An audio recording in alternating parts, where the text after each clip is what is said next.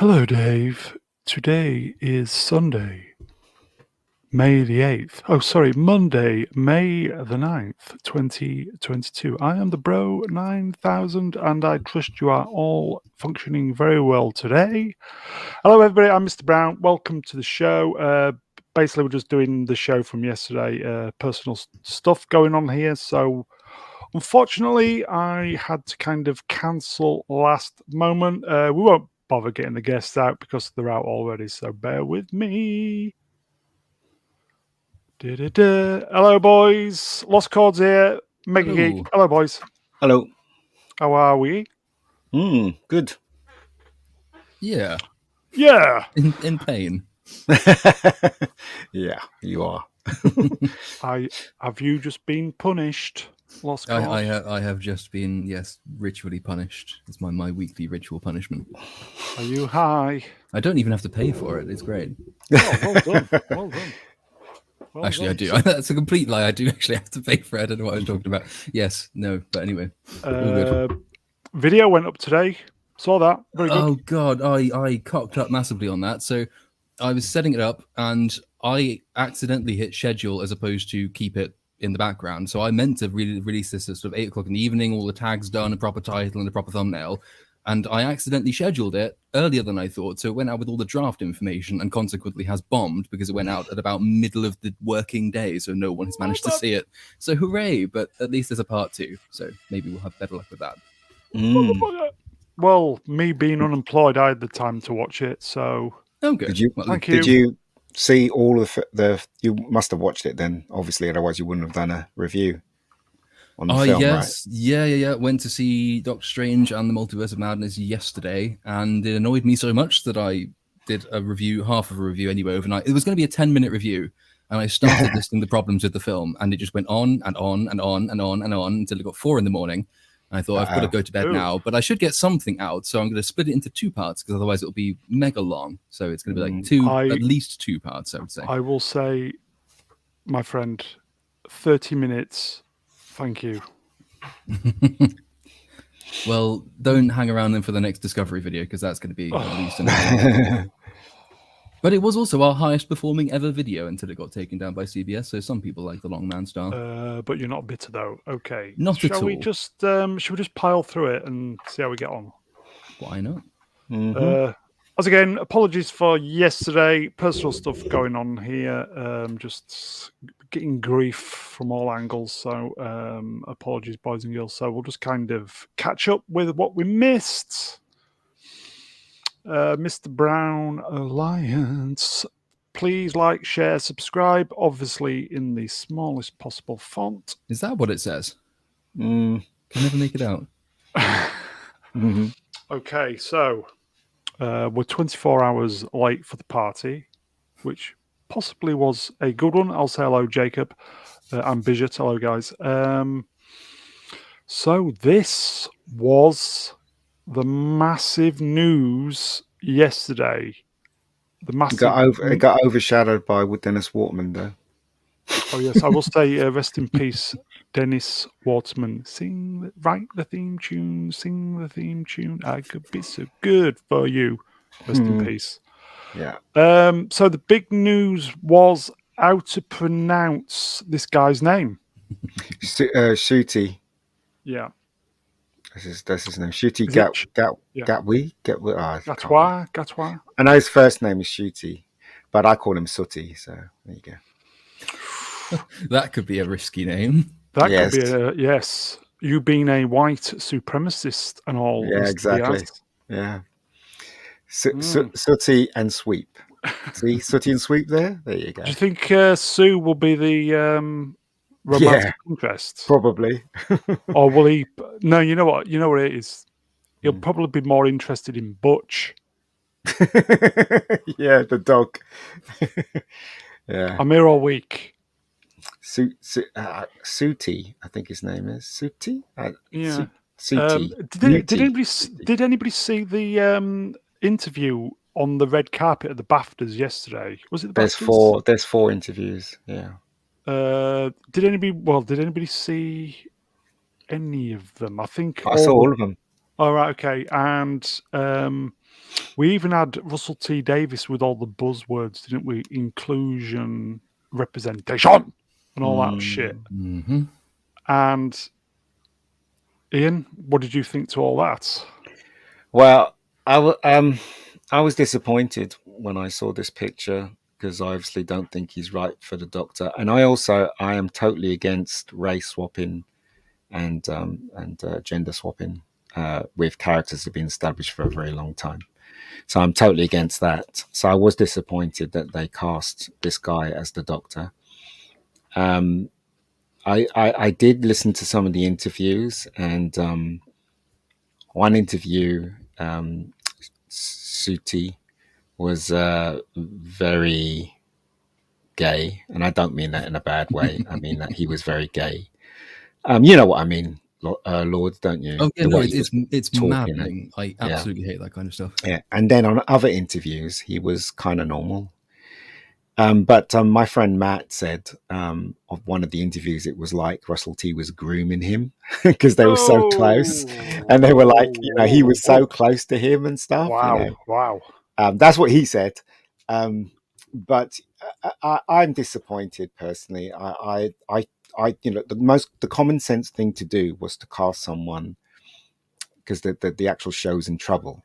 So you needed to cast someone that was famous or well known, so you can bring the audience back. So I would have cast Tom Ellis from Lucifer to play the Doctor. He's been in Doctor Who before. He's known in America. He's known in England for Miranda, and he's known in Australia. He's known everywhere. So you cast him as the Doctor. You do maybe 3 seasons with him until he leaves, and then you can put anything you want after that because then you have the audience.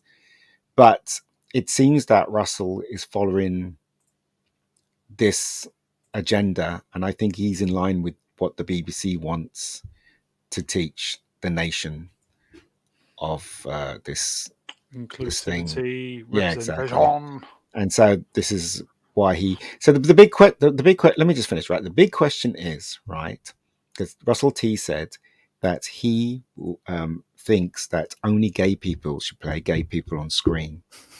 Oh yeah, I remember that. Yes. Yeah. So the question is, did Russell T only audition gay people to play the Doctor because he thinks the Doctor is a them, they, or gay? Right. So if he thinks that, and it does come to light that all the people that he auditioned was gay, then yeah, that would pretty much confirm that he's in line with the BBC's agenda. So that's what I think. That's the news. Here's the weather. There's a warm front approaching from the east. Lord, what do you think? I mean, I think I said on Twitter, literally my only take is that it would take a TARDIS to get me back to the day when I actually gave a shit. But I mean, on the point of Russell T Davis, you're absolutely right. And actually, I mean, he was responsible for It's a Sin, which was very well received by sort of art critics in The Guardian, which is to say it's not the kind of thing most people would go and watch. Incredibly, a very proudly gay production. And to be fair, I actually haven't seen it. I can't comment on the quality of that particular work. I just know that it was quite well received critically. But when he was doing all the promotional materials for that, and this is like, is it 3 or 4 years ago now? He was going around and he was giving speeches on, the floor of award ceremonies saying, if you can't have LGB without the T, to remove the T is literally murder. And all of the wokest of woke lines, and very much not even towing the line, but actually sort of leading the chorus to mix the metaphors. So I would be very surprised if the woke mind virus hasn't got to him, and if he can recapture even half of what he was once capable of in terms of writing stories, pure sci-fi stories, pure Doctor Who stories like he used to do, half of that ability would still be better than what we currently have. The problem is it's the other half. And also, is he even going to be able to muster half of that ability rather than using this as an opportunity to preach as he's been doing everywhere else? Because it seems to me all of his recent projects have been preachy in one way or the other. This is, I think, shaping up to be very preachy as well. So I wouldn't hold out very much hope for this. And I gather the first interview the guy did was quite good, but by interview number 2, it was getting increasingly camp and increasingly preachy. And then by number 4, it was very camp and very preachy. From what I gather, I've not seen them myself. So I wouldn't exactly say I'm encouraged. I'm not either. I mean, the problem with this is that it does seem, I've been on a few live streams and with white people, and they seem to be scared of actually saying what's on their mind, and quite rightly so. I mean, these days you say anything, and if you're a white chap and you say anything against or you don't agree with someone's color, obviously being part of a show when it's not supposed to be there, then you get attacked by all sides. And I understand why they won't say that, but I can say that the Doctor is not black, in my opinion, and it's Russell T and it's Moffat's fault that they changed some of the Yeah. things in the Doctor so they can open the door for this stuff to actually creep in. And I don't mean this stuff as in bad. I don't have any opinion on what Russell T and what the BBC's agenda is doing. All I know is I hate it in established shows that I've loved for a very long time, and I hate the way it's tarnished it. But as a lifestyle and what they want in life, I don't care what as long as it doesn't affect me, it's fine. If they believe in it, good luck to them. Yeah, but it's an entirely unnecessary thing as well. I mean, Russell T, as you mentioned earlier, saying only gay actors should play gay characters. It does pose interesting questions as to, as you mentioned, the casting decisions for Doctor Who and how that functioned. But also, it's just something I'm not sure he really would like to see carried through. Because if you actually did want to have direct demographic representation in media, then Russell T Davies is arguing for firing 75% of weathermen and at least 60% of news anchors, and a large part of theatre actors as well.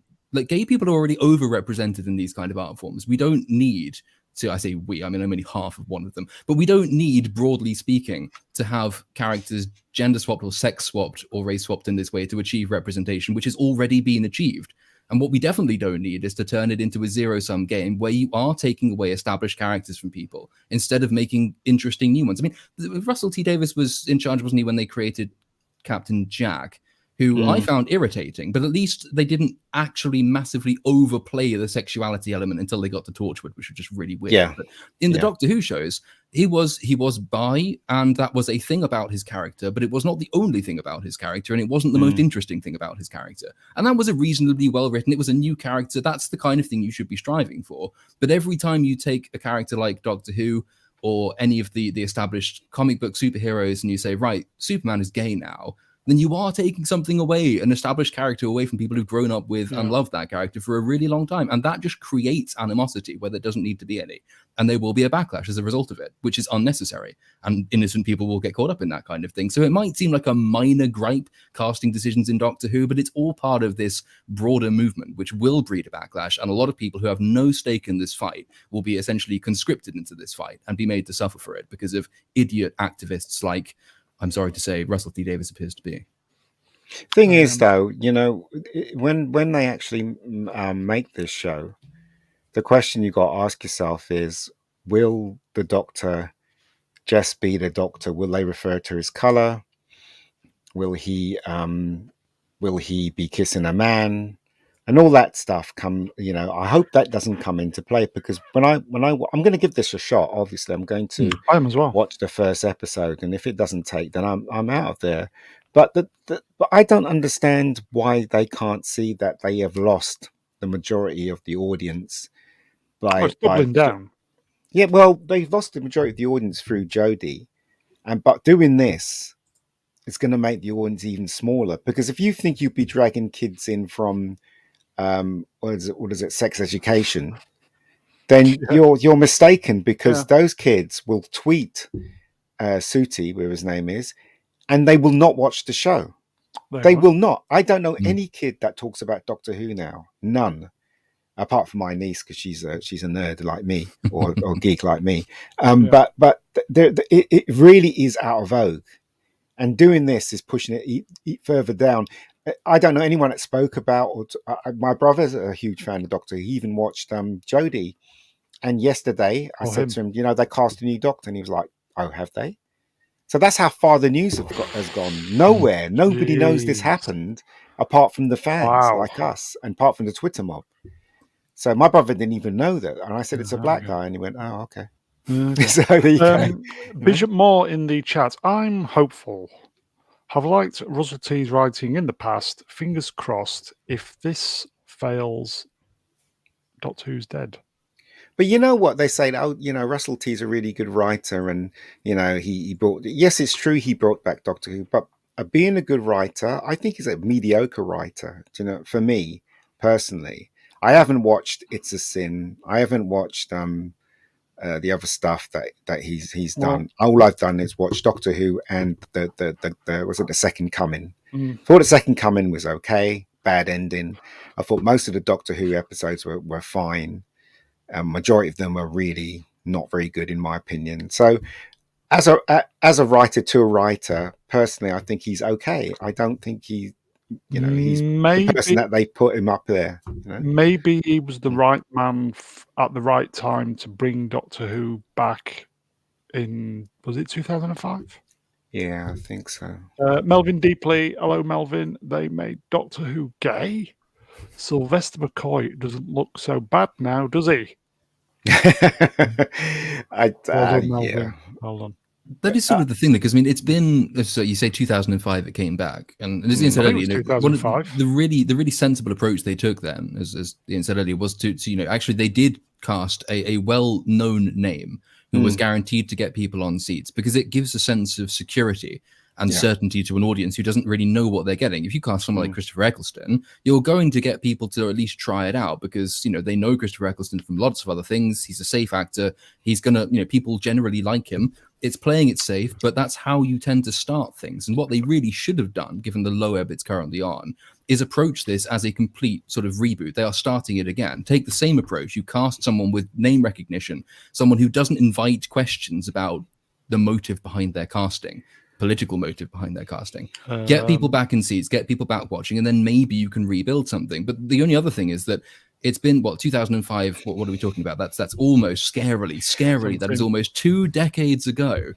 And Russell T Davies is not going to be the same writer now as he was then. In those two decades ago, nobody knew what the word woke was.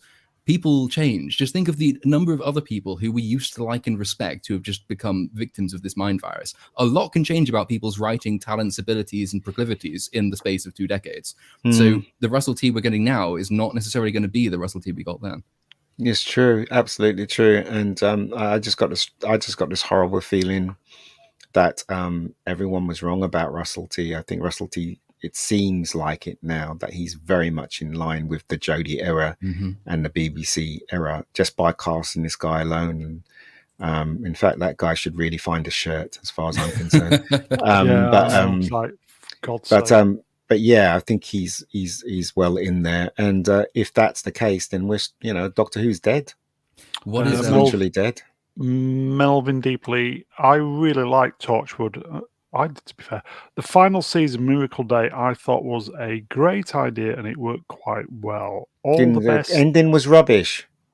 The ending for it, I was like, ugh. All the best newer Who episodes were done by Moffat.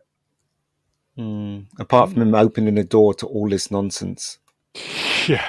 Because you know what they've given themselves the opportunity to do here with this character as well. Given that the premise of Doctor Who is that you travel through time, and quite often that involves going back in time. Yeah. You know what's going to happen every time they go back to a time period that is before 1990. And certainly if they go back to the 1800s, you've got a black man walking around in 1800s England. God forbid they ever go to the south of America, because you just know what that episode's going to be like. So they've given themselves a scary number of opportunities to do all the worst things imaginable. And it's really hard to think that they haven't deliberately done that. I mean, as you're right, I mean, they should have got someone that's known so that they can kick off the series, because they did it right. They got Chris Eccleston. Chris Eccleston left after the first season because there was problems. Because he fell out with Russell T. Russell T. And then, they got David Tennant, who was an unknown. So Chris Eccleston was known and helped David Tennant to be accepted as the Doctor. With this, they're going straight in with a David Tennant, if you know what I mean. This guy's unknown to the rest of the world, and plus he's gay, and he's not even from Britain. Well, he's Scottish. He was born in Rwanda. Yeah, but he's born. Was he raised? He was raised in Scotland. So you know what I mean. I just hope that he is the Doctor and he plays it like the Doctor, and he's not this, this the way the way he was being interviewed. I hope he doesn't play it that way. Otherwise, it's just gonna. And also, right, I just hope he doesn't kiss a man or. I mean, no disrespect. I just hope he doesn't in the show, because that the Doctor is not like that. It's not about It's not about that at all. Which I think it's going to happen, because Russell T seems to be hell bent on this the agenda. BBC with their blessing as well, no doubt. Yeah. Well, it's Bad Wolf that's in charge, isn't it? Yeah. But I still think that the BBC are pulling the numbers. looks like they are now. Look who's here, everybody. Dalek451. Hello, mate. In my opinion, Russell just went down with the safe option, and that makes me angry. I'm now sure it's going to be awful. I'm just done. I think we all are, mate, to be fair. I'll give it a go, though, because it certainly can't be any worse than Jodie. Oh, you say that. I mean, is it wrong for me to say that I felt really uncomfortable when they were both on screen being interviewed together? I felt really uncomfortable. I don't know about those two. I don't know. I just felt uncomfortable when they were talking, and he was so close to him, and I was like, oh, okay. Don't stand so close to me. I don't know. What do you think? I mean, Lord. I couldn't possibly comment. Safe answer. But is that a horrible thing to say? I just want to know. Confirm nor deny. Not necessarily. I mean, I've not seen it, and there is this really irritating habit that certain very out there gay people have, which is to camp things up as much as they possibly can. And like I can't stand that kind of thing. But that it tends to be a sort of a side effect of that kind of behavior anyway, so it's not necessarily anything going on. It's deliberately camping things up and being extra flirtatious, so you will be closer than you otherwise would. I love camp humor, and it's the best. It can be fun. I just find it really grating. It's sort of like said drag queen, but without the redeeming qualities of sassy drag queen. So it just annoys me. But not having seen the interviews, I honestly don't know. Okay. There's only one drag queen on this channel, isn't the Lord? I've done it once or twice. I once went out to a club, funnily enough, in drag, and then some very drunk people came up to me outside, and one of them sort of sidles up to me and says, "Are you actually a woman?" And so I put on my lowest voice possible, and I said, "What do you think?" And he ran away. He cycled away fast. So do we? I think this could go either way. No, I don't think so. I think it's going down. It's either going to be, I'll say either way, it's either going to be fantastic or it'll be dead. I don't think there's no middle ground on this one. The worst case scenario is that it's going to the first episode's going to get a lot of ratings. Then the second, if it's good, then the second episode's going to be fine. And then the ratings are going to go down slowly. Then the agenda is going to come into it. And then people are going to feel a bit woozy, and then they're going to still stick with it. But then at the end of the day, at the end of the series, it's going to basically be a disappointment. Dumpster fire. They're already trialing the attack lines. I've already seen on Twitter someone said Dr. Woke, and then some blue chick retweeted it saying, "This is literally racism." Like, no, where did he mention skin color? He just said it's woke. What are you talking about? And of course, I would gladly say that I don't think the Doctor is black, and I don't mean that as I'm not a racist. I personally think the Doctor is someone from Cambridge and Oxford, and he's a white dude, and he's a Time Lord, and I that's the way I see Doctor Who. But I'm not in charge. These people see the Doctor Roger Moore made the same point about Bond, didn't he? When Idris Elba was potentially being casted, Bond is he's Scottish, and if you know anything at all about Scotland, is that the share of the population which is black is about a fraction of 1%. So it's highly unlikely, if you actually want to, be faithful to the origins of the character. But I don't know enough about Doctor Who to say, but I defer to your knowledge of this matter. Speaking of Idris Elba, if he'd have been chosen as the Doctor, how would you be feeling about that now? I would still think that he's wrong for the Doctor, but I'd be far more happier because he's a huge star, and plus he can act and he's got gravitas. Hmm. This guy just looks, he doesn't look like he's got gravitas at all, but I don't know, 'cause I've never seen him act. I've seen bits of him, act in adverts and Yeah. stuff, but I don't think, it doesn't look like this guy's got Right. what it takes to Well, be a good doctor. I think we'll certainly find out if he's any good or not. Bishop Moore, yeah, Mr. Brown, going to go either way. Mm. Okay. I think Russell knows what's going to happen, and he's going to give us like 5 episodes of really good Who, and then he's going to slowly creep all the stuff in, and then that's when people. It's just like when Disney took over Marvel. The first few was okay, and then the rest, you can just see it coming miles away. The agenda. So this is what's going to happen with Doctor Who. Do you, Lost Cod? Do you think the woke bubble is bursting slowly in the USA at the moment in entertainment? I think so. I mean, given it's the bubble's almost not a very helpful analogy because it doesn't really function like one. But if you chart the length of time now it takes for ratings to collapse, it's getting shorter and shorter and shorter.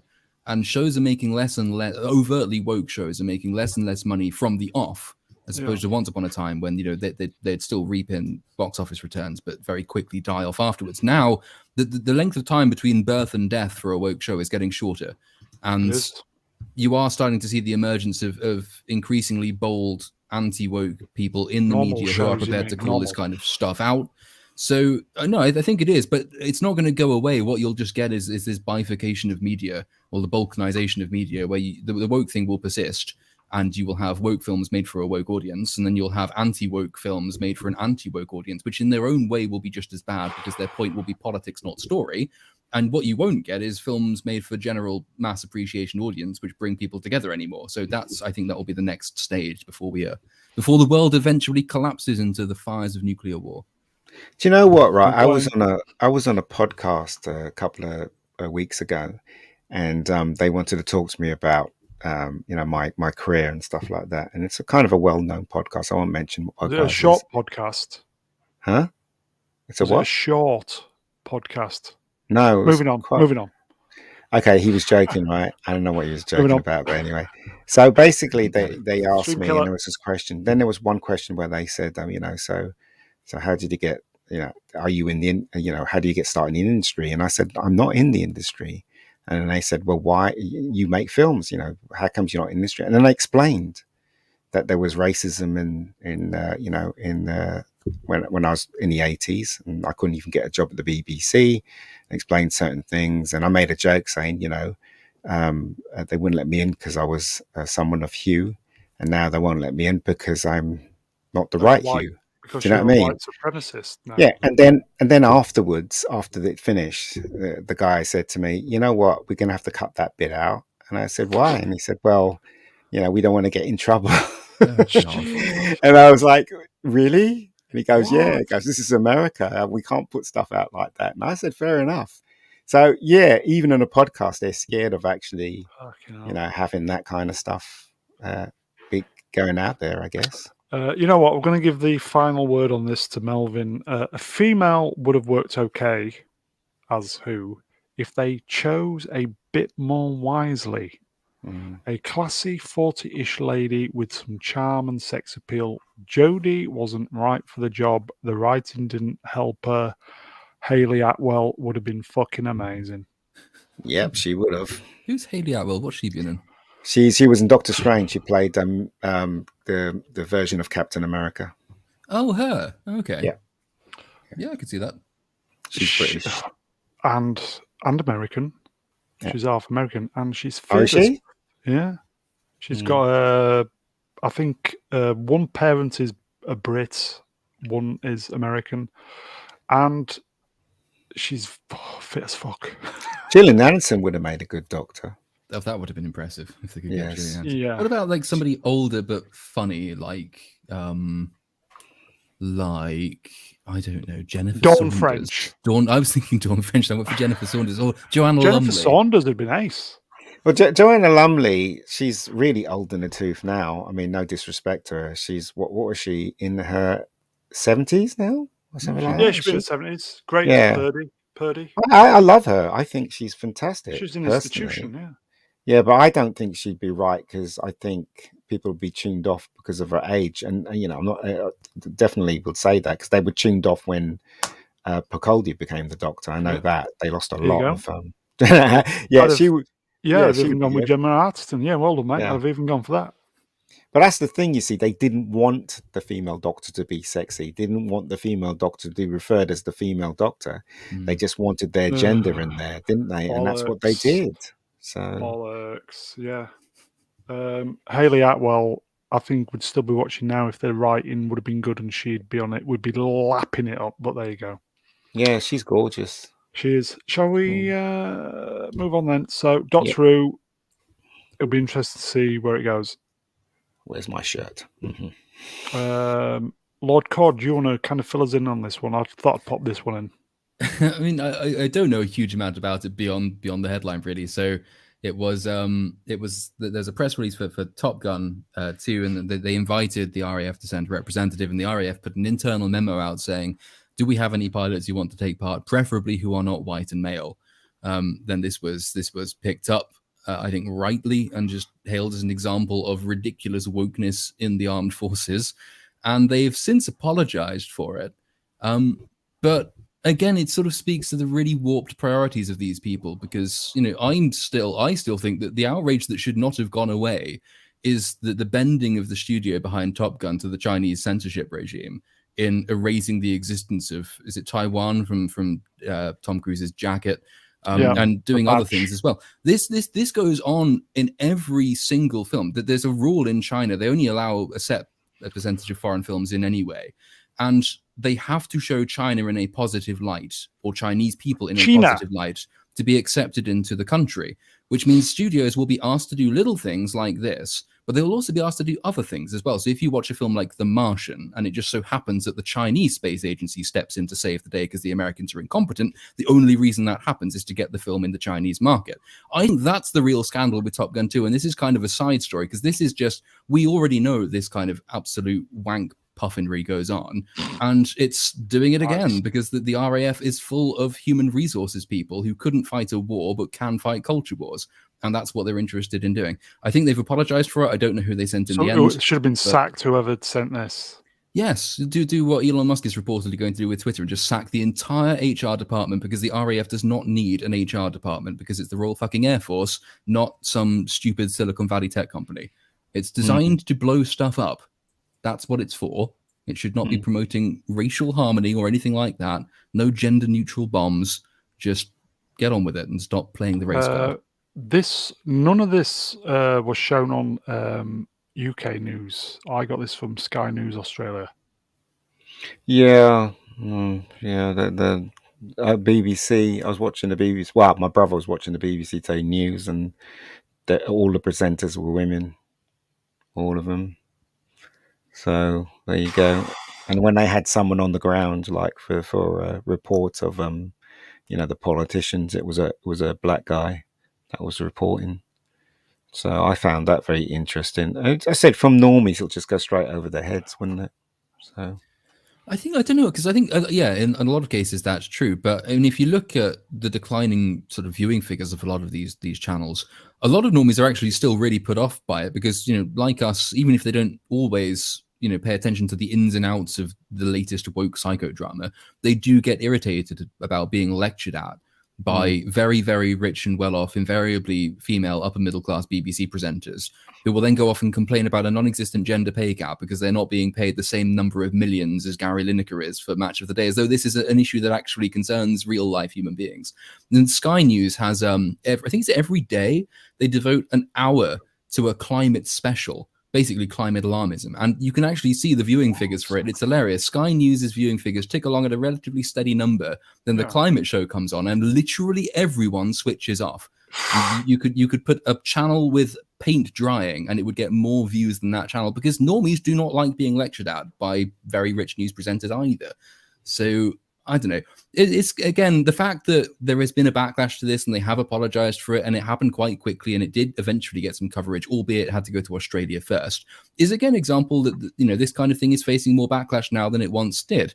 but they haven't sort of caught up yet, so they are still making these dumbass decisions. Which is Yes, just there ridiculous. is. That's my kind of previous point. There is with the Doctor Who stuff. We are experiencing a bit of a lag with the American stuff. So there's like I don't know, maybe 6 months, a year behind the Americas with all the kind of wokey stuff. So that's why I'm kind of thinking BBC is still in full woke mode for Yeah, they've got for some catching Doctor up to do Yeah, before do you they know what I reach mean? CNN. But yes. Yeah, if it had been maybe if that announcement would have been maybe in a year's time, I think we may have been in a different place. But that's just me. But the thing is that I knew it was coming, though, especially during the 70s and the 80s. We all knew it was coming. This was going to come. All this stuff that was going to happen. You could see it. You could see it with all the people that were in charge and that time. And I remember going for an interview for Casualty once, directing Casualty, and the guy that interviewed me, he was gay, basically. So I don't know. I just think that they're all in charge now, and now because of all this, agenda and what is it? What do you call it when you think you're a woman? Transition and stuff like that. Transgenderism. Yeah. All that stuff. It's just become what it's become now. That's exactly what it's become. So it wasn't like they were hiding it or anything. It was inevitably going to go this way. But who knew about the transition and stuff? Because that came out of nowhere, as far as I'm concerned. Lord, do you want to read this comment? Yeah, no worries. I think one of your guests had the best phrase ever, wank puffery. That was off the top of my head. I wasn't with wank puffery. Do you want to read this one as well, Lord? I can indeed, from Dalek451. Like I've said before, my family never stopped watching and listening to the BBC, and I just don't understand why. My dad even once said they were unbiased, which is that's definitely a take from the dad. Like in some respects, there's an element of truth. Like they still have some good reporters. Some of their online coverage isn't too bad, and the BBC Politics channel is actually probably the most neutral of all of them. The problem is it's the news presenters, and particularly the correspondents and the political editors. Those are the ones where you actually see the very overt bias coming through. And it's a nonsense anyway to have an supposedly objective journalistic outlet like the BBC, which employs people to editorialize the news, which by definition gives an opinion. So they should, that very existence of that job title, which has been going, because they recently lost Laura Koonsberg, they've lost a lot of top talent from Newsnight. And there's been this ongoing battle over who gets to replace Koonsberg. And the BBC is failed for months to actually appoint a successor. They finally found someone, and he's a reasonably decent reporter. But that job shouldn't exist. Is he gay? No. I don't know if he's gay or not. He's not black. Is he transitioning? No. I mean, you could make the mistake, but no, not as far as I'm aware. He's he's one of the more sort of, he's got a bit more charm to him. He's got a bit of a sense of humor, and he hasn't, from what I've seen, limited amounts, to be fair. That I've seen of him. Is it? No, no. But he's all right. But the fact is, I mean, they were very incompetent in their search for a replacement. But the fact is that job shouldn't exist. If the worry is that the BBC is becoming biased, do away with jobs that require bias anyway, like editorializing positions. No news channel should have editorializing. They're not the way to do that, are they? No, they absolutely won't, but they should. Because the people that believe in all that stuff are in charge now. That's why. Yeah. So they're not going to get rid of it, are they? They're just going to keep doubling down because they feel that it's educating the world. They're making the world a better place. Entertainment. But also they feel like they want to take control of power or over society. I think that's their main goal. Yeah, that's their main goal. Okay. But thank God a lot of people are waking up to it. Well, according to Dalek, well, they're not really, but there you go. Well, we are. My eyes are open. The BBC, I think, genuinely, there is a lot of love in this country for the BBC, but maybe 7-8 years ago, it was okay, and then it's just started going tits up. And they are definitely the architecture of their own downfall. Oh, yes. And they've only got themselves to blame.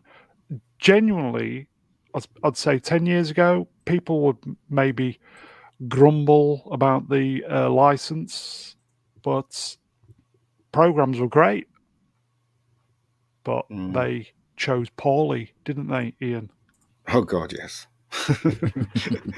Yeah, they're the hell. I don't like. I don't watch the BBC anyway. Yeah.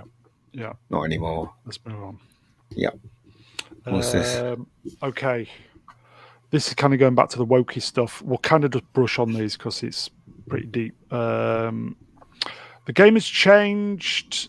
Executives saw what we did to Disney and they've changed their risk calculations. The pushback against woke capital is starting to deliver results. There's the kind of big abortion thing going over in the States at the moment, isn't there, Lost?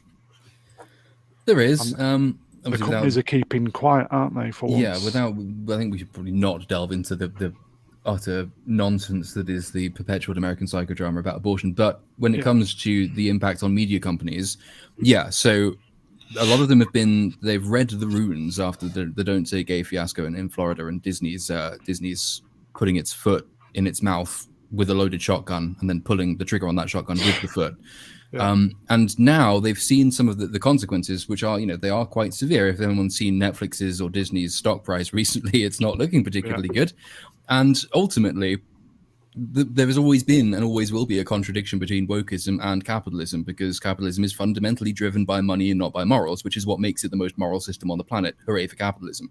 And all companies will have, of course, big HR departments, which have extensive numbers of woke commissars and party apparatchiks, but they will also have very well remunerated, very clever, very sane and sensible people in their risk management departments. All companies employ people for no other reason than to manage the risk and the exposure to risk of those companies.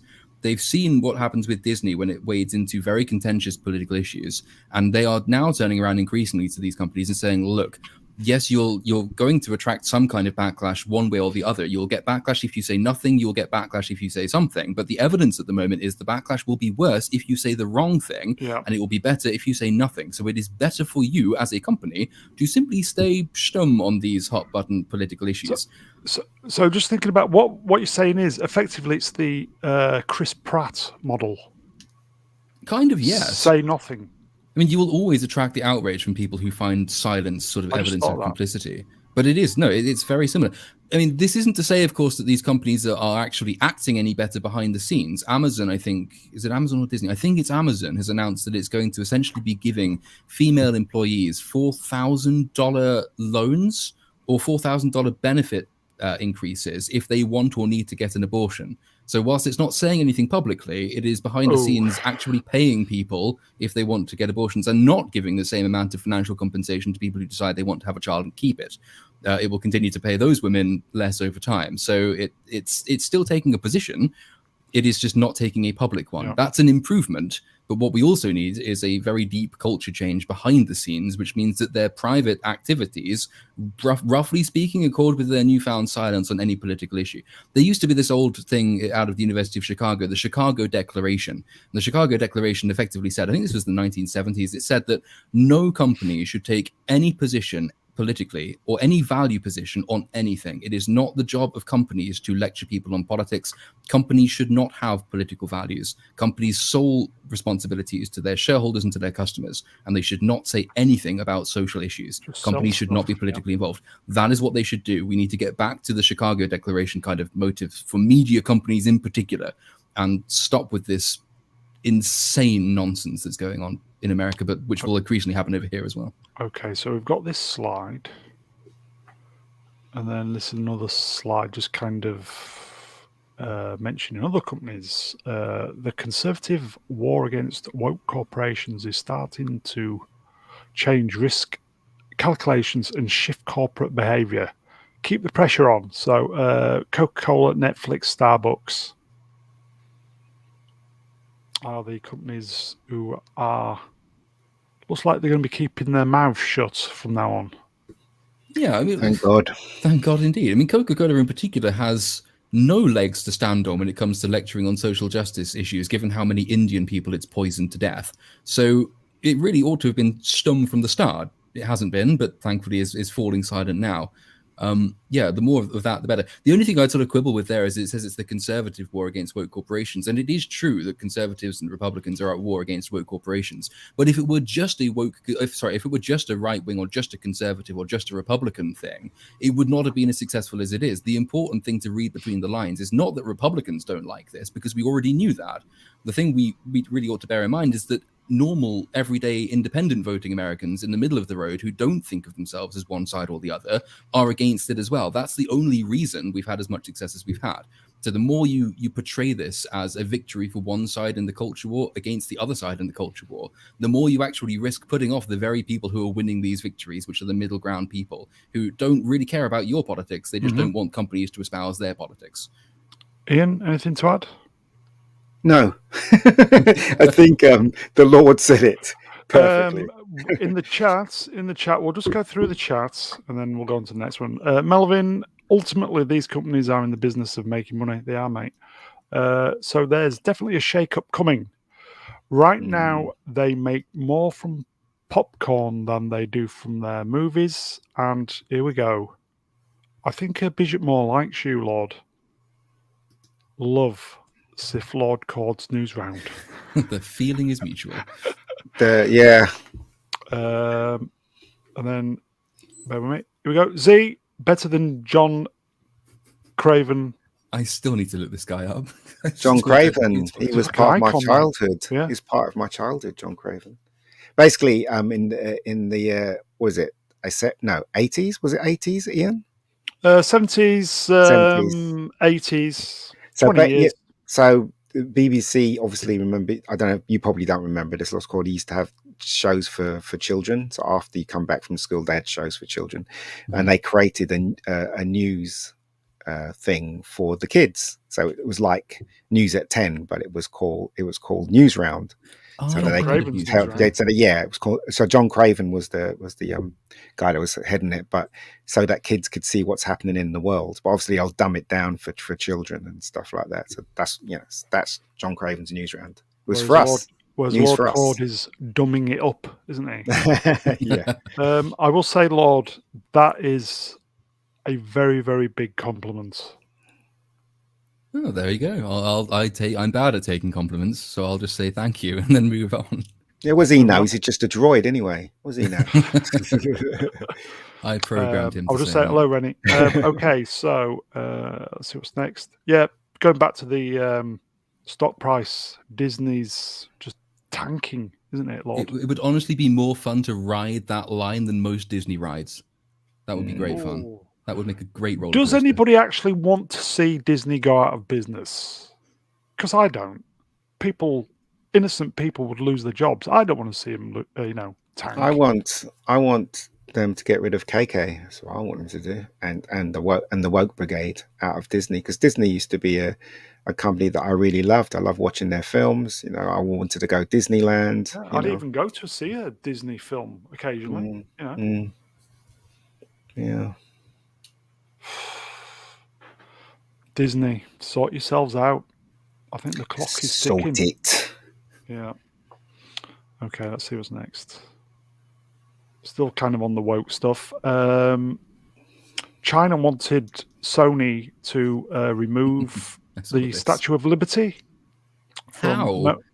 That's the final third of the film. Well, they can remove it via visual effects. They can. Lord, they can fix anything in post. Oh no, I know they can fix it by post, but I'm struggling to think how though the film would have worked, because that is literally the setting for the final battle. So what would they have replaced it with? I don't know. Anyway, Sony told them to get stuffed, so they didn't release it in China. Good on Sony. Well, they've made billions on this film, haven't they? So they don't really need. Yeah, they don't really need them. Yeah, $2 billion without even going into China. But China is the mortal enemy of Japan, isn't it? Yes, they do not get on at all. Likewise, Korea, but then the Koreans also hate the Japanese. Everybody hates the Japanese, and everybody hates the Chinese in that region. The Japanese were very, very nasty to the Chinese in the Second World War. Mass rapes and all the rest. And the Chinese are very nasty to them in return. Statue of Rocky. Good call, mate. Good call. Mm, But I think that goes back to that. Just shows the quality of the actual film itself. If it's made $2 billion and they don't even need to get the 200 million from China. It's the ideal. I mean, there's this weird Thank you, calculation because Sony. China is the biggest film market on the planet by a significant margin because of the sheer weight of population that it has. So Yeah. there is this, if you look at it in terms of raw numbers, there is the potential to make so much money, which is why you get really dodgy Western films like that Chinese themed one that Matt Damon was in, and I can't remember what it was called, The Great Wall or something, Yeah, which was an Great awful Wall. film. But, it was entirely made to get money in China. But there is actually it's not as easy as people think. It's not just a case of, well, if we get the film in there, it will do well. Star Wars is really not popular, for example, in China. And all of the Star Wars films get in there, but they make next to no money. Yeah. And there's a few other big Western franchises which just don't translate culturally into the Chinese market. There's ultimately, studios really have a decision to make when it comes to China. To what extent are they prepared to sell out in the faint hope of the Chinese yen? When it's actually not guaranteed, and what damage are they prepared to do to their domestic market in order to achieve this? And if Sony is starting to, of course, Sony is, it's not a purely Western company, but most of its headquarters are based in America. If Sony's starting to make these calculations, then we can hope again that there's a positive shift in direction there. But ultimately, China's system can't work because people will bootleg copies of Western films they really, really want to see anyway. Yeah. And it changes the Chinese culture. It's why, despite letting no foreign films in until the 1980s, most major Chinese films now resemble Hollywood films because they weren't allowed to see them, but somehow they did anyway. But China's system can't hold, but it can do a lot of damage to us in the meantime because it sort of, again, reveals where companies' loyalties really lie. And China can do a lot of proper, meaningful culture war stuff against the Americans by continuing to corrupt American financial institutions and media institutions as they've been doing. And that's not a good thing. So this is a good sign, but it might just have been the case that Sony looked at the task they were given and said, we can't do it, or it's not worth it. When more studios say the same thing for smaller changes, like Top Gun jacket change for Taiwan, that will be better. That will be encouraging. I think Sony are in a position where they can pretty much clean up anything in the Western entertainment hemisphere at the moment, if they carry on as they are. Well, except Venom and Morbius. Yeah. And any superhero film that isn't I think Spider-Man. they kind of knew those were turkeys, but there you go. Okay. Right. Shall we move on? Yes. Moving on. Okay, so this was out this week. In a nutshell, Raimi had never seen WandaVision. I can tell. So could I. Yeah, and they kind of made Doctor Strange up on the hoof. I can likewise tell. On the hoof. They just make it up as they were going along, basically. None of it made any sense. Oh, have you seen it now? I haven't. I have. What did you think? I thought it was terrible. I went to see it with a bunch of friends, and basically I went to see it with Keith and two of his friends, and those Keith's friends were like, "It's okay. I really like this, and I really like that." And they asked me, and I was dreading when they asked me, and I said, "Well, it's woke, and if you look closely, there's this, and this." They looked like I was crazy. So you know what I mean. So you can understand why people don't see what's going on in it. But no spoilers, by the way, boys and girls. I could see what's going on in it. I'm pretty sure the Lord could see what was going on in it. So, and also it's not a Doctor Strange movie. It's the sequel to WandaVision. That's what it is. So there you go. Stupid reasons in this film as well. Outcast Creative, I've also not seen WandaVision. We were all so hopeful for WandaVision. So hopeful. It really was a waste of time. It's really hard to complain about it without spoiling it. I'll do my best, but it's you can tell they hadn't paid any attention to WandaVision because the most consequential aspects of WandaVision are forgotten, and they've remembered that it exists, but they haven't remembered what happens, which means certain characters' motivations in this film make absolutely no sense. And they're vaguely aware that it makes no sense because they have to give lines to characters to explain why they're doing what they're doing because it makes no sense. But the problem is those lines are laughably bad. And it would have been better if they just plowed on and forgotten that WandaVision exists, because not very many people have seen WandaVision. It's not a general audience thing. Most people watch the big films. A tiny proportion of the people who will see this film will have seen WandaVision. Pretend WandaVision didn't happen and carry on and do your own thing and stop trying to tie in Disney Plus shows to the MCU. It's not a model that will succeed in the long run, and it will harm the overall product. But the sort of the big meta problem with this is that the stakes are so high, they cheapen everything that went before, because the Avengers are only trying to save one universe. And in this film, everything in all realities has to be saved. They cheapen that. But because the stakes are so big and there's no setup to any of this, it's a hard cut into an action sequence at the beginning. We don't care about any of the characters. We don't know what is going on. This would have been the culmination of 10 years of MCU films once upon a time. And it might have worked if you'd done that, because the main villain in this film is very effective as a main villain if you ignore all the contradictions.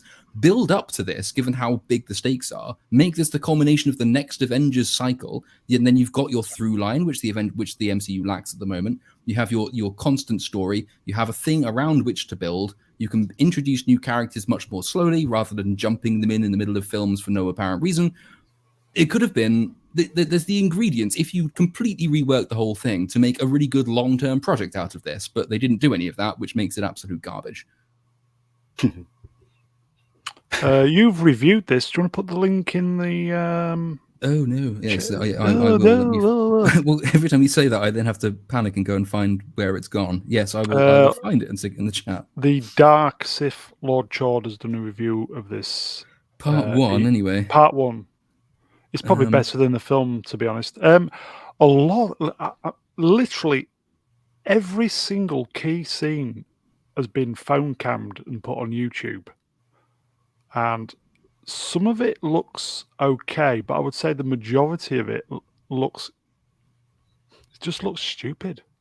And I'm not even seeing the interconnecting parts to get to the scenes, and it wouldn't make any more sense. I know it just feels like a dud without even spending the 12 quid to go see it.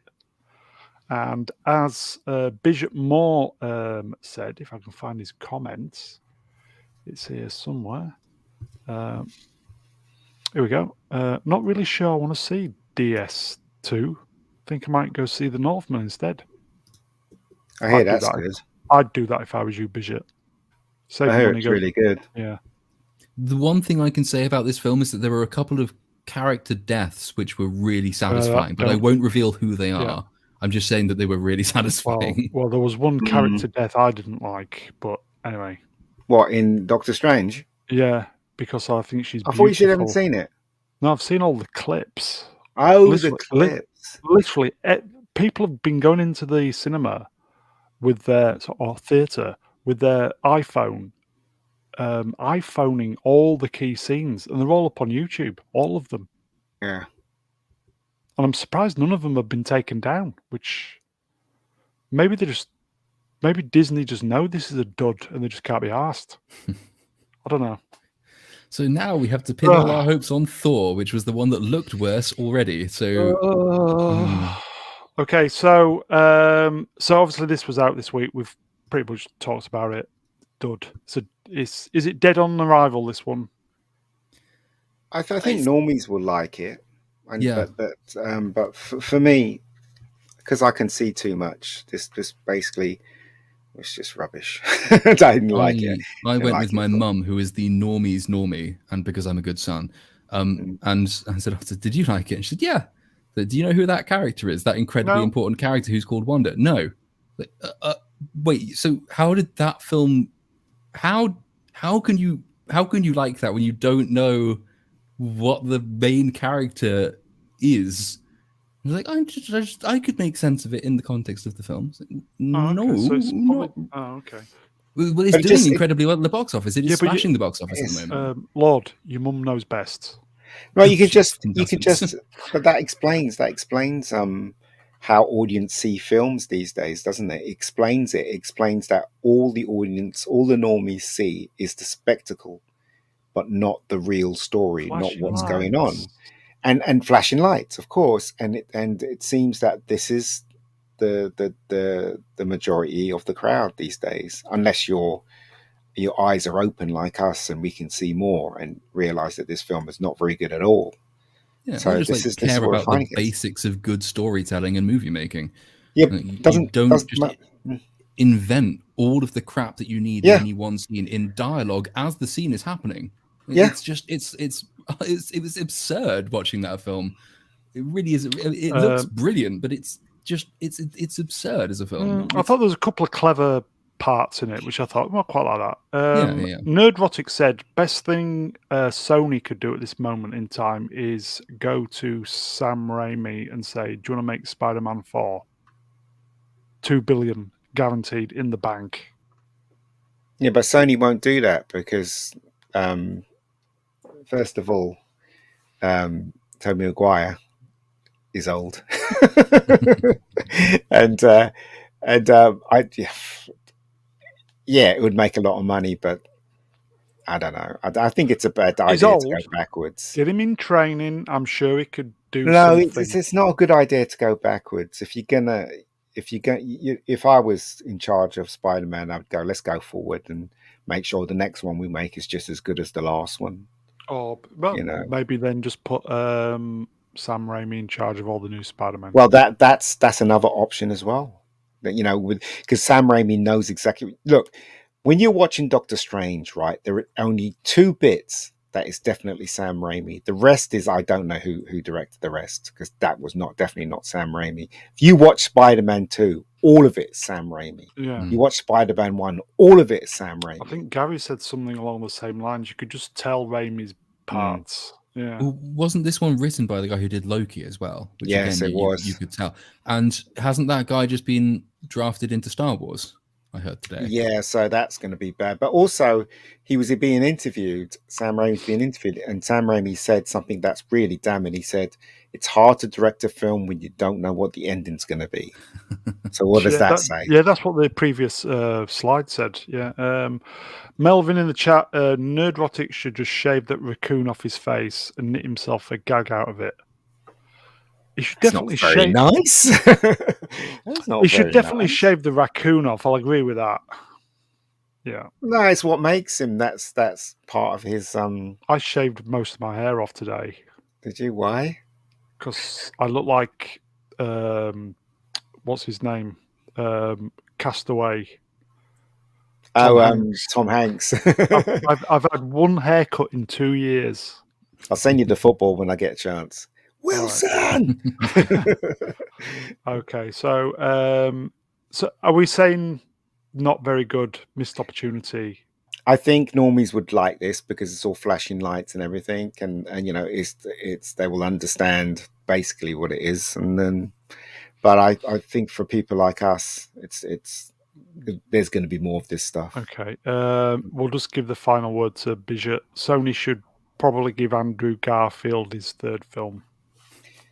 You see, I don't think they should go backwards. Look, Spider-Man: No Way Home was perfect as it was. Yes, the story, some of the bits of story doesn't make any sense, and yeah, there's plot holes. But the way it was done, it was like a really great tribute to the last two iterations of Spider-Man, and it was done with care and thought, and you can tell was passion coming out of that film. That's why it connects with the audience. That's why it works so beautifully. But to go back and try and do that again is wrong. Yeah, Cruel. Hello, Cruel. Normies are the only thing propping these things up. Yeah, that's what I think. Oh, when they start waking up. Yeah, they're never going to wake up. Oh, so from the sublime from the ridiculous to the even more ridiculous. Anybody see this week? No, but I'd wager it actually makes more sense than Doctor Strange. Not interested at all. Where's Z when you need him? Okay, so big bait and switch. And that's the bait and switch. It was all about her. Well, what a surprise. Kind of like Doctor Strange, wasn't it? I forget what name is. Something like Lara or I don't know. Don't Who care. cares? Who Didn't watch cares? it. Is there any Just- indication that they're going to feed this into the MCU, or is this very much a standalone kind of thing? I don't know. But Jonathan Frost watched it. I did, and I'm at a loss. Don't care. It's just bollocks. Let's just move on. It's just The Disney. wings, the wings look pretty. I can say that. We'll give Jonathan final word. It was a completely anticlimactic climax. Oh dear. Melvin, first 4 episodes, enjoyed it, then lost me. Never mind. Poor. At least Oscar Isaac will get his new wing on his mansion. So good. Yeah, good for him. Here you go. This drops. Was it Saturday, Friday, Saturday? More. Look at this. What do you think, boys?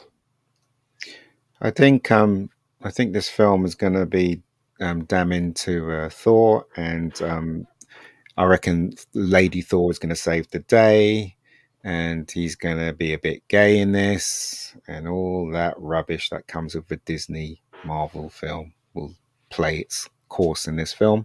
I'm not interested.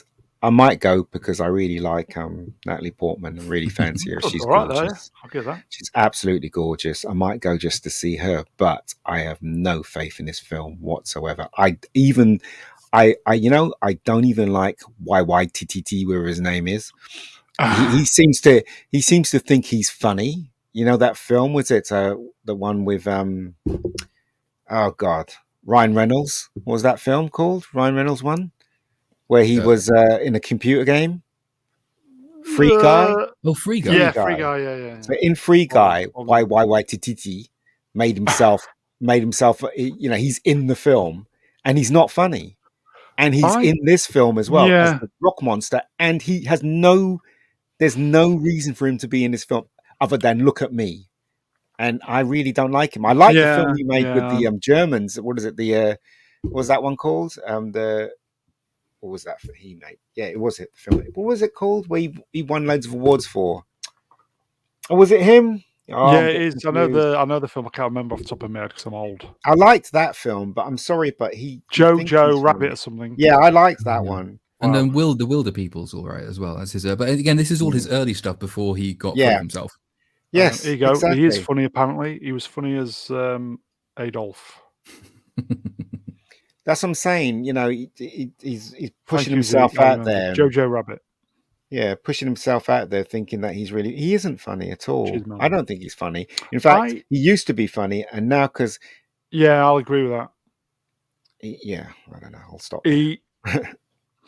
On a scale of 1 to 10, the Ragnarok, say a scale 1 to 10 on funny, they should have made it say 8 out of 10 on the funny scale, but he had to push it to make it 11 out of 10 on the funny scale, and it broke the movie. I think he is funny, but he doesn't know when to rein it in. No, in the last film, the Ragnarok Thor film, he turned Thor into a bumbling idiot, and that went right across, right through to Endgame. And I mean, not so much in Infinity War, but in Endgame, look, you cannot tell me that wasn't designed. That Thor was fat in the last Endgame, and the Hulk was not the Hulk. The reason why those two things happened is because they wanted to pave the way for Captain Marvel. It was so obvious that's what they were doing. If Thor was Thor in that film, there'd be no need for Captain Marvel. If Thor was meant to be one of the most powerfulest heroes in Marvel history, and the same thing with the Hulk as well. That the angrier Hulk gets, the stronger he gets. If he went toe to toe with Thanos, he would have beat the crap out of Thanos. He really would. Which would have been the payoff for him being beaten up by Thanos at the beginning. So it's a natural character arc. Yeah, but turning him into Professor Hulk made him weaker. Yeah. How So can we get it's the Hulk out of the way? yeah, I so it's all know. done by Mm. design. Yeah, yeah, you're right. I would say back in the day, Thor would give Natalie Portman a good hammering, but I think it's the other way around now, isn't it? I do like Natalie Portman. It's a shame, really, that I mean, obviously she's doing it I for the know. money, but she's a really good actress, incredible, in fact, you know. And I've seen her in the was that Swan movie. I thought she was really good in that, and Mm-hmm. obviously Leon, where she started, was V for Vendetta. phenomenal in that film. You know, I've seen her a lot of V for Vendetta was okay. I've seen her a lot of romance films as well, and she's gorgeous. Even now, she's gorgeous. But the Is main that thing is, mm, Matt is G has what? brought the bacon on a Monday. Oh, bacon, bacon, bacon, bacon, bacon, bacon. Hail, Yeah. Matt. Thank you for bringing the bacon. And why does he We've look like? Why has he got so much color on him? Yeah, this is Thor. by far the worst of the outfits I think I've seen him in. Yeah. And the what's that? Lady Thor is wearing the colors that he should be wearing. Mm-hmm. Oh, with his hammer, this is and so crap. he's going to get a good hammering. Well, I mean, he's still got the axe thing. My Got guess the for this, axe, I mean, yeah. I've not read any of the spoilers. I don't know if there's been any leaks. My guess is that obviously the beginning of this is Thor still trying to find himself, as he's been doing for the last decade, and Jeez. she will turn up already at the head of Asgard, and he will be coaxed back into action to fight for a cause, thereby finding himself at her behest. She will probably get the Cooked. ultimate victory, and part of her ultimate victory will be bringing him back to something like his former self, but a newer, more subservient, more retrospective, circumspective type Thor. And she will take the mantle as the actual Thor that we used to kind of like. Then cue the million tweets saying, "Oh my god, what a great film! I feel so empowered." Oh god, yeah. If you don't like this film, I can already tell you that you are a Incredible. sexist, misogynistic pig. Empowered was I saw on screen today. So empowering. Melvin Deeply. Sadly, Ragnarok is one of my favourites. We've all got our crosses to bear, mate. I honestly, to be fair, I did not mind Ragnarok either. I think some of the humor does work in that film, and there a lot of people disliked, and I can kind of see why. And I think I broadly agree. I mean, certainly Kenneth Branagh's Thor was way too far in the other direction. It was so far up its own arse that you did need to de-series. Yeah, absolutely. I loved it. I thought that was probably the weakest of the Thor films, just because it was so self-satisfied and self-serious. So Ragnarok is an attempt at corrective. It does go too far one way, and the problem is that it sets the model then for all MCU humor going forward. It would have been kind of forgivable if it was a single one-off attempt and then it found a balance thenceforth. But Ragnarok comes along and says, let's just make everything faintly ridiculous, and then the rest of the MCU follows that model, which is why you can't go through a film anymore without some very unfunny line every other scene. So it's kind of wrecked the rest of it, for all I quite like Ragnarok. I think Rennie should be writing Thor, to be fair, which I can't say. The thing is, Ragnarok turned Thor into an idiot. I'm sorry, but look, I prefer the Branagh version. At least he was trying to be true to the actual nature of the God of Thunder. Royalty. He was trying to, and also the romance really worked. If you speak to any woman at that moment in time, they, my sisters, my female friends loved the romance. I can't see the romance in the first one personally, but they loved it. They thought, he was gorgeous, and and they both deserve each other. There was chemistry, blah blah blah. I didn't see it personally, but a lot of women did. But Ragnarok was definitely the thing that broke Thor. He turned into a freaking idiot in that film. Yeah. Do you know what I mean? In the first Thor, he took on armies. He took on monsters. He took on his brother. And now he's going to get pegged by Lady Thor.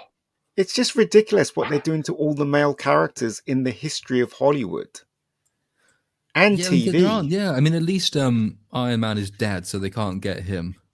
But no, otherwise, they can't. All the they can get to him via VR. What's the name?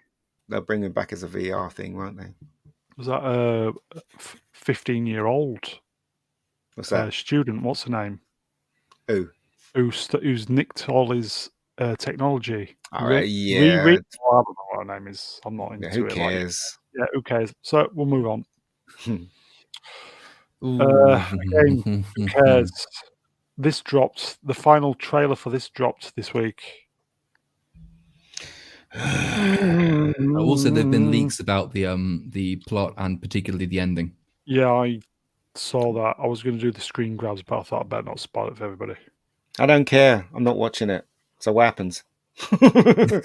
How's it end? I don't care. So it would appear Spoilers, that everybody.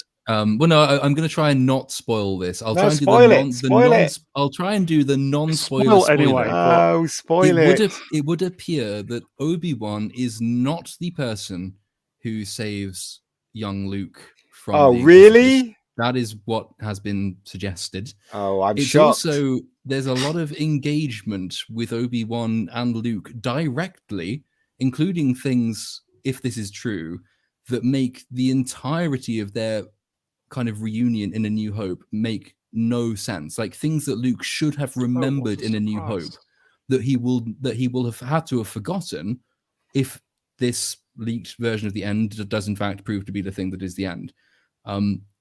The maddening thing about this is that there is genuinely so much potential. Again, we always go on about missed opportunities. There is a real opportunity to do a fascinating series set in a really interesting and bleak time in Star Wars history.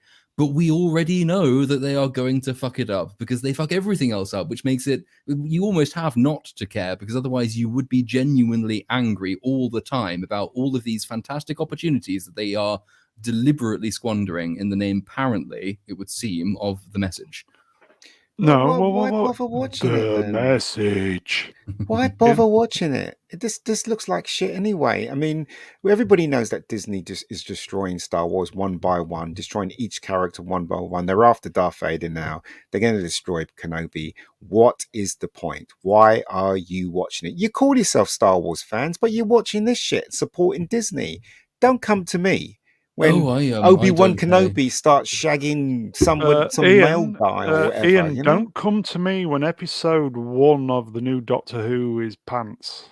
No, I know it's going to be pants, but I'm going to give it a shot. But I'm not going to give this stuff a shot because it's been proven time and time again that this stuff is not worth watching. And it's all under Disney's banner. So I'm not watching it. Luckily, we're going to be covering it each week, but I think Ruin is going to be presenting. So technically, good luck with that. Bishop Moore, Disney Star Wars is not Star Wars. Balls to the show. Poo. Thumbs down. Here's mate. We'll move on. We know it's going to be a dumpster. I think so there will be one or two things within it. It's the same thing with the Book of Boba Fett, actually. There'll be things in there which you could say, I can see how that idea could have worked, but it will not actually work in the way that they deploy it. And that will make it very irritating because they haven't got the writing chops. It's one thing to say that it's complete garbage from beginning to end in every single one of its pores. It's another thing to say that it's almost entirely complete garbage, but there was potentially just the faint prospect of something that wasn't going to be shit. Some ideas which could have been played very, very nicely and won't be. So that's going to make it all the more irritating, which is why I will not be paying to watch it because my friend Captain Jack will be doing it for me, and I will only be watching it because I need to review it, and I will try and get all the views from it that I can. Try not to. I'm not going to watch any Disney stuff anymore because it's the same MO on each TV show. They've just killed themselves. My dad earlier actually said, "What's on Disney Plus? Is it worth getting?" Oh. I just laughed. Moving on. Okay, this obviously wouldn't have been on yesterday's show, but this dropped today. Anybody see the trailer for Avatar? Yeah, I've seen it. It looks like a cartoon. Some shots look like a cartoon, and you're like, nah, I don't want to see this. Not interested. They've waited far too long to bring this to the screen. Not Dances with Smurfs on the Titanic as it plunges into the abyss is basically what this film will be. Yeah, but whoever wants to go and see it, and hopefully they'll enjoy it. Good luck. But I'm done with this. The first one was just okay. The 3D was fantastic, incredible, yeah. But that's about it. That's the really interesting thing about it, because that was the most successful film of all time for a while, but in terms of its impact culturally, it had none. It was so successful. Its achievements were all technical and technological, but it hasn't added anything to the culture. I mean, I can barely remember the name of the aliens. I don't really remember the story. Nothing in the story or about its characters or the way it progresses. In the way Navi? that Star Wars, when Star Wars Smurfs. comes to be, Star Wars has furnished the entire culture with concept after concept, design after design, name after name. Everyone, even if they don't particularly like Star Wars, can tell you what Star Wars is about. Everyone knows what the Death Star is. Everyone knows what the Imperial March is. Can anyone actually name anything at all? Anything about Avatar? One The thing which has Navi. done that? Really? Smurfs. Smurfs? Yeah. Done in the 50s. But listen, right?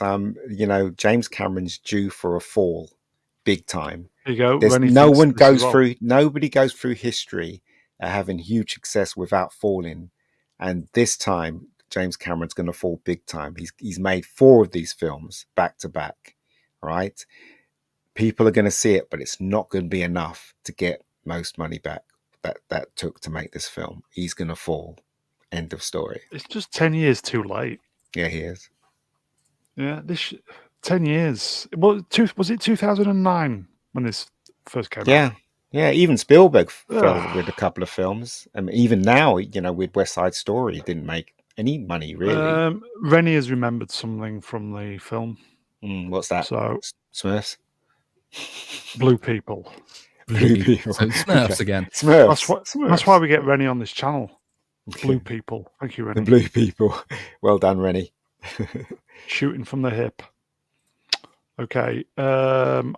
I've seen the clips of this, the final episode. Mm. Oh God, no.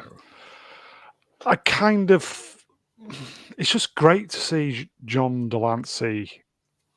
This is great, but I don't think he's been served well on this at all. Lost. Have you watched this? No, I actually haven't. I'm really struggling to, because I'm only doing it to review it anyway. But I'm really, really struggling to summon the will to watch it. I will, but I love you, Data.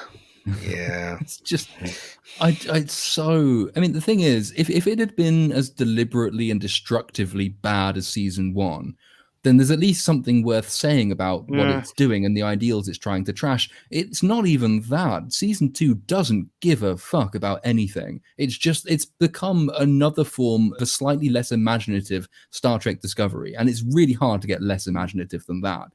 So it's a chore to sit down and watch it, and I will make myself do it at some point for a review. But it's also astonishing that we've got to this point where it's the close of a series about Jean-Luc Picard, and the overwhelming reaction is, oh fuck, do I have to? Yeah. Dalek going back on the Avatar stuff. Who will care about Avatar? So what we said, 12 years too late. Yeah. And compared to most movies today, it's probably going to be nothing special.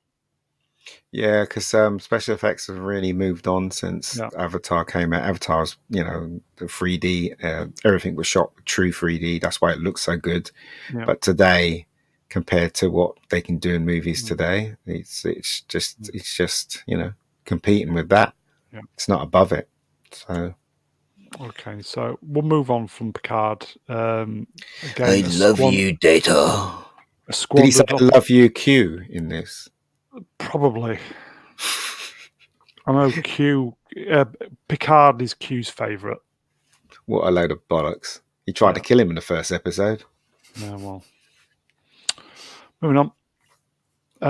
And a lot of the original cast from Picard are not coming back. Thank God. Because they can't afford them, because they're getting the cast from the original cast, aren't they, for the next season? Thomas wrote, it says here, comicbook.com, Alison Pill will not return for the third and final season of Picard.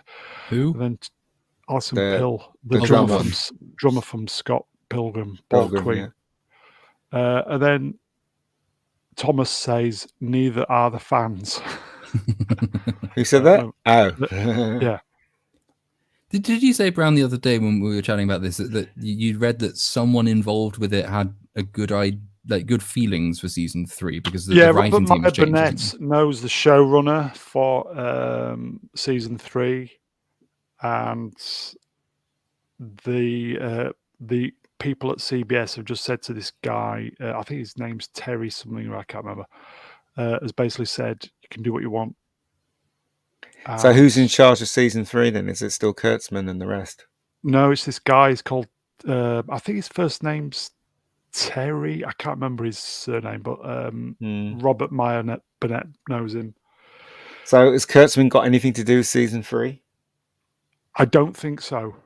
This We'll guy's been find out. given. This guy's been given free reign, and Robert Meyer Burnett is optimistic, and it will be. What was the last episode of Star Trek: The Next Generation? Don't know. The one with the multi-dimensional time thing. I can't remember. Don't know. But yeah, I think it's directly connected to that.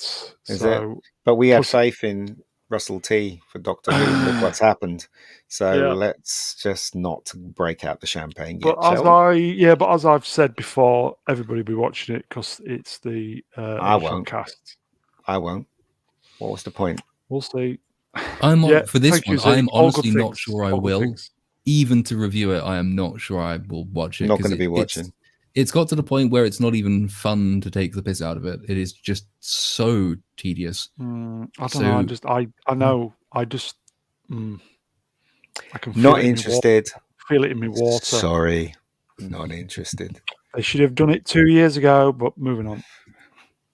I love you, Data. Sorry. It's dropped. Anybody watch it? Yes. What's this? Strange New Worlds. No. Why should I watch shit like this?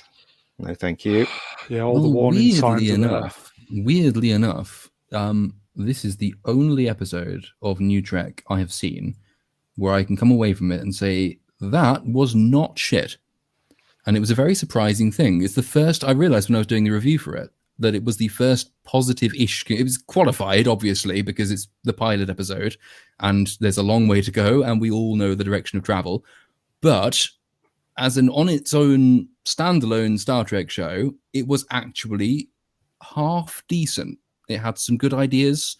It wasn't very political. It actually took a very old style Star Trek approach to political issues. It picked nuclear proliferation as its sort of ethical quandary, which is the kind of thing that old Trek would have done rather than some hyper partisan, very specific modern political thing. And it actually did seem to be interested in exploring strange new worlds and actually fleshing out characters and doing a little bit of world building. It's a lot of this is praised by comparison, which is always a dangerous thing. I think if you're taking it as a standalone, it was a slightly above average show, but compared to everything else we've got, it was actually quite enjoyable in places. So if it carries on like that, brilliant, the tide has been turned. But given the tide is what the tide is, it's unlikely that it will. But you never know. Dropping big references to Discovery and Burnham and that. See, I didn't find I had to address this in the review because I know people who will say that if there's any reference to any of that at all, then they're done with it. And I can see why, because that show is so abysmal that it should destroy everything. On the other hand, I'm looking at this from a writer's perspective. You cannot set a show in the same continuity and the place in the timeline as this one is in and not make any reference to the reason the characters are in the positions they're in today. They had to do something. And actually, it wasn't extended scenes of fawning over Burnham. It was one exchange in dialogue. Nobody's and then cried they moved yet. straight on. So if they've got that out of the way, and they use the setup in a really interesting way, because the premise of the episode is this proliferation of dangerous technology, which comes about as a result of the big space battle at the end of season 2 of Discovery. That's the only thing there's one line that references Burnham and they move on, and then they use it to creatively manage a story. And that is about as good a use for Discovery as you could ever come up with. And as long as they don't relapse into fawning over Burnham over and over again, which they didn't do in the rest of that episode, then so much the better. Of course, if they do start relapsing, then it's shit. But so Z far... watched it. Suspicious amount of women. Yeah. And also, do they have a character that has half a shaven head in this film? In this series, I don't think that's what I look like now. Do they? And I think it's Ortega's the Hispanic one, the annoying one. But it's not half shaven, is it? It's just like it's both sides. Shaven, undercut. Yeah, it's a boyish hairstyle, but it's not half shaven. Okay, right. So Jonathan how many Frost. women are in front of that in that poster, and how many men are on that poster? How many men? I'm trying to. Because you can't tell because they're all transitioning, probably. Yeah, they all look like they're transitioning. I think there's 1, 2, 3, 4 men, and I think there's 4 men and 4 women, or it could be 3 men, 5 women. But I will say it's a relatively even split. The Andorian Hammer character who comes in next week, I think he could be the star of the show, but there you go. I don't care about this show. Nobody should be watching this show. Jonathan Frost, Sucks. Nurse Chapel looks like an Instagram influencer. Z Vazquez clone. Rubbish show. Jonathan, 4 men. Melvin, Uhura needed to be a hottie. Nurse Chapel looks like she used to be an ABBA. Yeah. Which one's Uhura? The communication officer, the black lady. Okay. Anyway, okay. So I'll just say Superman Lois this week or last week was fantastic. Everybody, you need to start watching it. It's just fun. He's not wearing any pants. What's going on? Where's his underpants? I think they're in the wash. Last week's episode was, I think it was Jonathan who came over from the Bizarro universe to kick ass, and so good. Chew gum? Yeah, so good is this program. Z, where are you when I need you, mate? Yes, best CW cape shit ever. It's a proper Superman show. It's really good. We're getting. Is it going to be like kick him off the channel level bad hot take if I say that I really never ever liked Superman and find him the most boring hero ever? Well, I didn't find Chris Reeves as Superman boring. I thought Chris Reeves was fucking excellent as Superman, but that version of Superman. But yeah, I kind of tend to agree with you. Every iteration of Superman now has been kind of dull compared to the Chris Reeves one. Yeah, well, we all know that Rennie thinks he's fugly. I think Z and I will agree this is probably the best Superman show and probably one of the best shows on TV at the moment. But there you go. Coming towards the business end of the season now, so... Are they still dropping episodes without any schedule? I don't know. I think that there's definitely an episode this week, and I think it finishes first week June. Yeah, it's great. Anyway, okay, so it's not been woke at all, thank fuck. This episode 3 dropped today. Ian, anything to add? Yeah, it's brilliant. Watch it. That's all I can say. I concur. It's brilliant. Watch it. That's it. There's not much more you can say about it because we can't give out spoilers and stuff. And take the advice from the Mega Geek. If watch season 1, season 2, and watch this season, you will not regret it. We don't call him the wise elder of the channel for nothing. Just saying. You know what, Lost Chord, you should be watching this. It's just not on my radar. I will have to give it a shot. Evidently, it does sound like it's quite good. It is good. Very good. I was annoyed with today's episode because just as I was getting into it, munching on my peanut butter on toast, it finished. I thought, what? Yeah, the episodes are not very long, usually 30 or 25 minutes. But what you get for those minutes, and you get bloody excellent storytelling, brilliant direction, and wonderful photography. Yeah, if you're in the States, it's on HBO Max. I think it's on. It's probably on the. It's the on UK. Sky. Is it? Yeah, it's on Sky. Yeah, it's on Sky. That's how I watch it. On Sky. Right. It's brilliant. What can I say? It's brilliant, and it's got the Fonz in it. So here we go. Yeah, and he's great in it. Henry Winkler's terrific. Okay. New episode of this will be dropping tonight, but obviously we're talking about last week's episode. This was kind of a bottle episode where it was slightly more low-key from the previous week's high. It's still good. Better Call Saul. I think this was episode 4. I think there's about another 6 or 7 to go. It's just old-fashioned TV. It's great. if you're in the States, I know it's on Netflix as well. You should be watching this. It's just so good. And first thing I do when I wake up tomorrow is sail the 7 seas with Not your that. toast and peanut butter. and my bran flakes. Yeah. So Bran everybody, flakes. you need to be watching this. It's great. It's amazing. Let's see what's next.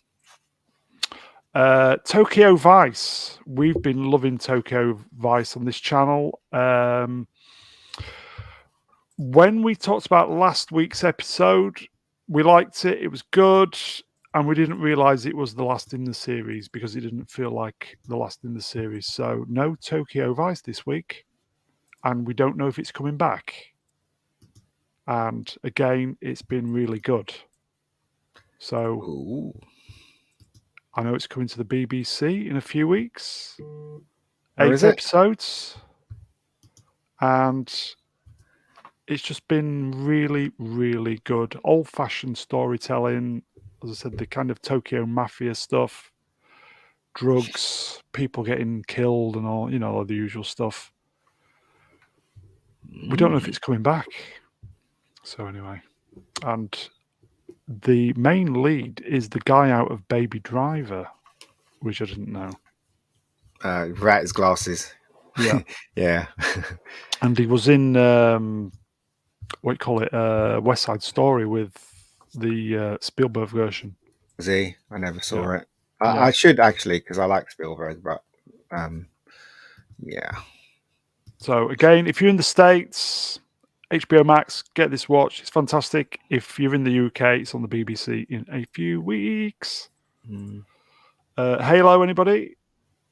I actually forgot that it existed, so no. Halo. Well, I'm sticking with it. It was okay this week. Wasn't much of the Master Chief in it, but I think you get to a certain point where you watch a show and you're just kind of, even if it is shit, maybe, or not up to par, you kind of get into it. I've started, so I'll finish. Yeah. I will catch up on it. It's just, yeah, I know. It just completely slipped my mind that Halo was a thing that exists, which doesn't speak too highly of the show.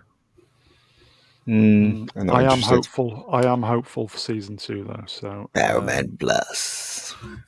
Here you go. Moving on. Yeah. Sorry, Bridget. Halo. Move on. And that's it. We've moved on. Please consider donating to the channel. Links in the description. Blah blah blah. All that rubbish. Let's recommend some other stuff, shall we? So that goes. No thanks. He's going on to Netflix. There is a show called Taxi Drivers, which is an Asian series, and basically it's like the Equalizer, but there are people who drive taxis and dispense justice. So if you want, it's called Taxi Driver. It's an Asian. I think it might be Japanese or whatever. So I've been watching it. It's been okay. It's not been great, but if you feel like something different, you can watch that too if you want. And plus, Netflix has got some really old stuff like Paycheck. Do you remember that film Paycheck with what's his name? Ben Affleck, and they're old films like Awakenings with Robin Williams is on there. Remember that film, Awakenings? I remember it. Yes. Robin Williams and Robert De Niro. Yeah, Kill Bill's on there. I think you're showing your age there, mate.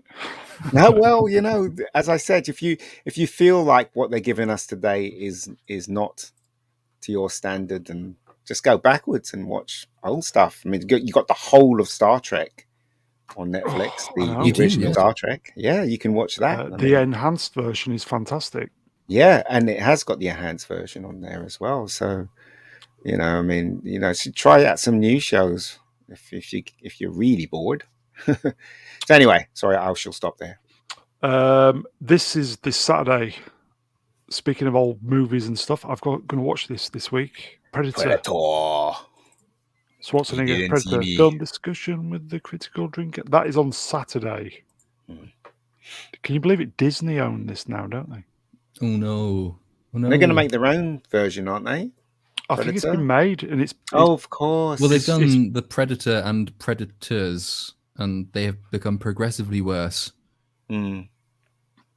ironically. Sorry, go ahead. on. No, it's gone. It's just made by people who don't care about the actual franchise. Well, the weird Every thing time. is, the last one was made by Shane, Black. what's his name, who was actually in Predator. Yeah, Shane Black. It was made by Shane Black. Yeah, and I remember when I saw that it was announced, and he was in charge of it, and I thought, well, it's not guaranteed to be shit. If anybody should know about the Predator, it's a guy who was in the first one, but it turned out to be the worst of all of them. Awful. Yeah. Awful. It was awful.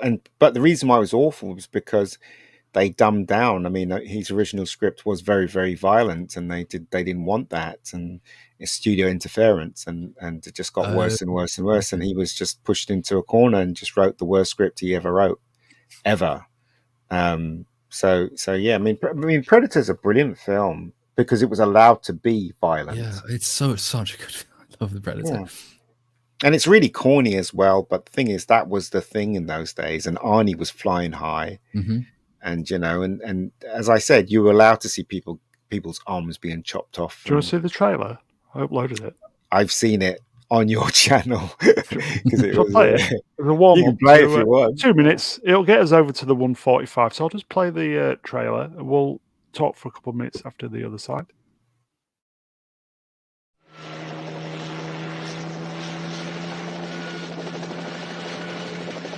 We are a rescue team, not assassins. Now, what do we gotta do? In a part of the world where there are no rules, We pick up their trailer at the chopper, run them down, grab those hostages before anybody knows we were there. What do you mean we? deep in the jungle, where nothing that lives is safe, You lose it here, you're in a world of hurt. Showtime, Jen. Knock, knock. an elite rescue squad You're bleeding, man. I ain't got time to bleed. is being led by the ultimate warrior. We need the best. That's why you're here. But now, What's got Billy so spooked? there's something out there waiting for us. And it ain't no man. They're up against the ultimate enemy. Holy Mother of God. Nothing like it has ever been on Earth before. She says the jungle just came alive and took him. We cannot see it, No blood, no bodies. We hit nothing. but it sees the heat of our bodies and the heat of our fear. Whatever it is out there, it killed Hopper. And now it wants us. It kills for pleasure. He was skinned alive! It hunts for sport. He's killing us one at a time. We're all gonna die. But this time, it's picked the wrong man to hunt. If it bleeds, we can kill it.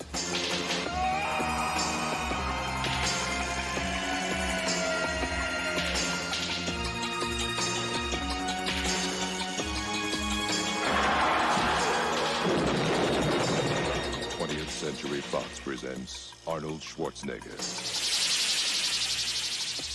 Predator. The hunt begins Friday, June 12th at theaters everywhere.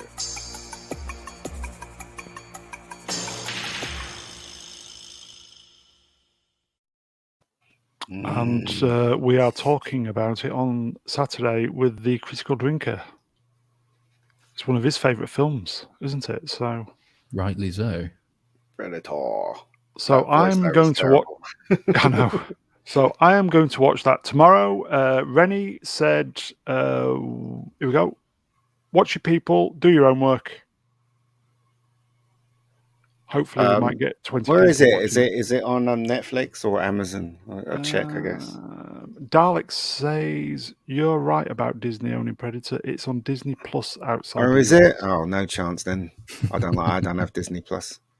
I can sort it out if you need it, mate. Well, you can send it. That would be great. I'll Brown appreciate nose it. people. Yes.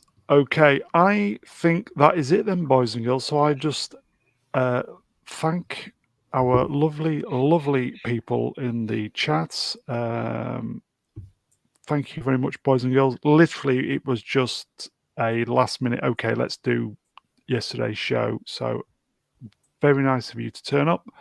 Always great to see you. We are nothing without you guys. Don't forget we're back Saturday.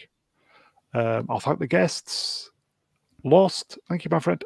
Thank you as ever. And the wonderful Ian David Diaz, thank you, my friend. No worries, guys. No worries. And I think that is it on 145. We are out of here. We'll see you Saturday. Take care, everybody. Bye.